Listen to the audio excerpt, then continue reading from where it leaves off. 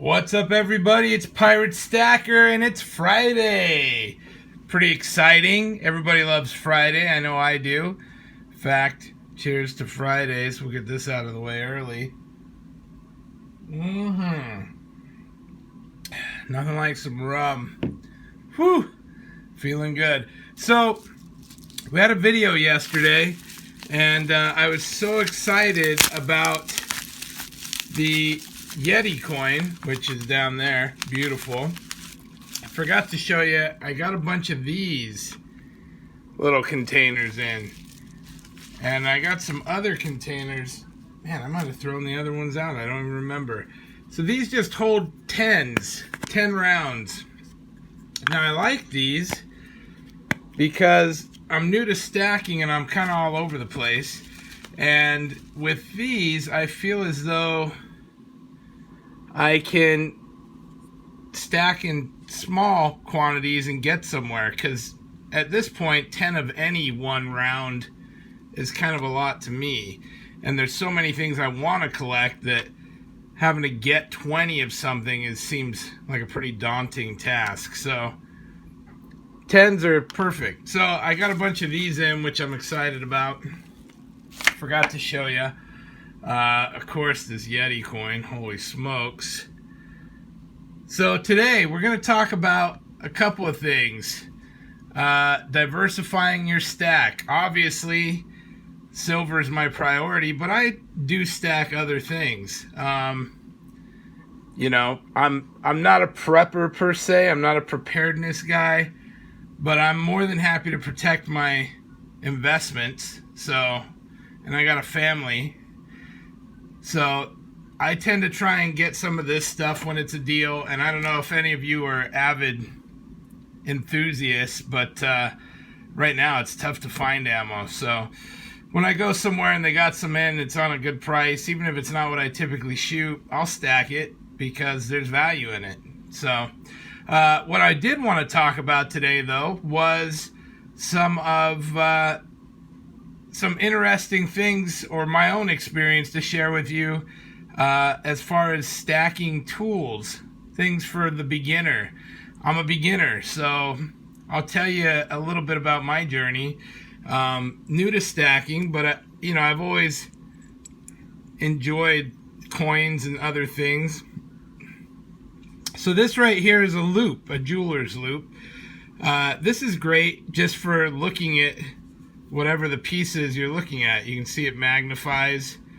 And these loops, they cost just a couple of bucks, but you can really get up in there. You can really see what you're looking at. And this is great if you're hunting silver at all, which I do from time to time. I want to do more of it. Just hunting through sorting my loose change and looking for, you know, the dates of when silver was or wasn't. It's hard for me, maybe it's because I'm an old guy, to see those tiny little dates on the worn currency. So the jeweler's loop's great. But I imagine it has, you know, probably many purposes to be able to utilize even in the silver world, because, you know, it helps clarify some stuff. I mean, that's shiny and nice and new, and I can read that well enough, but had that been a worn piece from 30 years ago, you know, that may kind of start to blend or fade out, yet I could come in with my loop, get right up on it, and make it bigger. So the jeweler's loop, not bad, kind of handy. Now, something I did just learn, so I picked up a scale. I'd been wanting one, and I was like, oh, I'll just run down to my local store. They got scales in the kitchen aisle. And so I grabbed one. Now, here's the difference between a kitchen scale. Sorry, there, it blurred out for a sec. A kitchen scale and a coin scale. And so for all of you that have yet to get a scale, I'm assuming look for one that does fractions. So these dimes that I have, you know, I put it on there, it's 2 grams, and this doesn't go fractional at all, it just is 2 grams, and it rounds up or down versus, you know, 5 and above, 4 and below, that kind of thing. And I can zero it out every time I put it on. It's 2 grams, right? We'll do it one more time here. So I got 4 dimes. Each one shows up as 2 grams. Now, that doesn't seem like a big deal, but I take those same 4 dimes, put them on there together, and voila, I have 10 grams. So that's a pretty big discrepancy. So what we're looking at is these dimes basically read probably 2.3, maybe 2.4 grams. Oh, now it's switched to 9. Back to 10. So the issue is they read 2.3, 2.4, so it rounds down to 2 grams. But then when you put them in bulk, now the 4 of them together are reading somewhere around 9.4, 9.5 grams, which is making this fluctuate between the 9 and 10.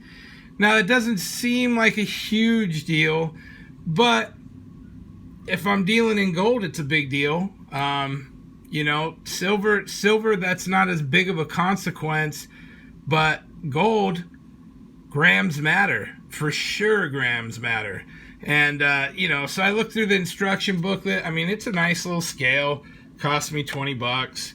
And I like it. I'll probably go ahead and keep it, as I don't even have any gold as of yet.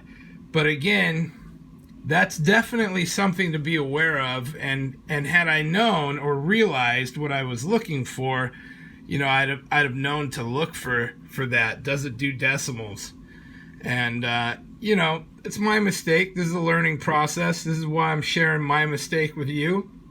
And hopefully, if you're just starting out like me, you'll spend your $20 on a little better scale. So, kitchen scales at the store, they're not bad. You can get a general reading, but the downside is they don't do percentages or decimals, and we end up with this case where bulk rounds up or rounds down. Again, for silver, I don't think that's the end of the world. If you're just trying to get an idea, is it the right size, weight, whatever, that's fine. And selling silver, that wouldn't be too big of a deal. But again, if I'm dealing with gold, that makes a difference. And I don't have any gold, or I'd be flashing it at you right now. So yeah, that's it. That's kind of a couple beginner tips. The loop, couple bucks, pretty handy. I use it quite often. Could be that my eyesight's getting old, but especially when I come across some of this older constitutional stuff, you know, I can't read dates on that. That's pretty tough. But I get that loop on it, and I can get right in there, and just like that, I still can't read the date. But anyway, you get the idea. So, kind of handy. Scale, I think that's going to be handy. Again, my starter tip for stacking, I got these little 10 round plugs. I think these will be sharp because I'm excited to fill one of these up. And it doesn't seem like quite as big of a task as filling up a 20 spot. I feel like I can see some progress, yet have some diversity in my stack.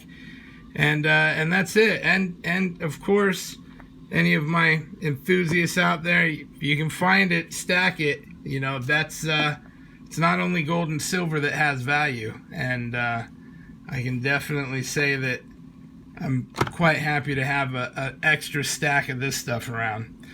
Hey, happy Friday, guys. Thanks for watching today. If you haven't already subscribed, please subscribe. Please like my videos. We're new. We appreciate the love. And give me a shout out. Tell me what you think. Also, tried a new setup today. Let me know if you like this better than yesterday. Yesterday I felt a little cramped. Today I'm trying to shoot it from this angle. I feel like I got a little bit of my swag back out here. We got the flag. I got 2 hands free. And yeah, pirate stacker out. Have a great day, guys.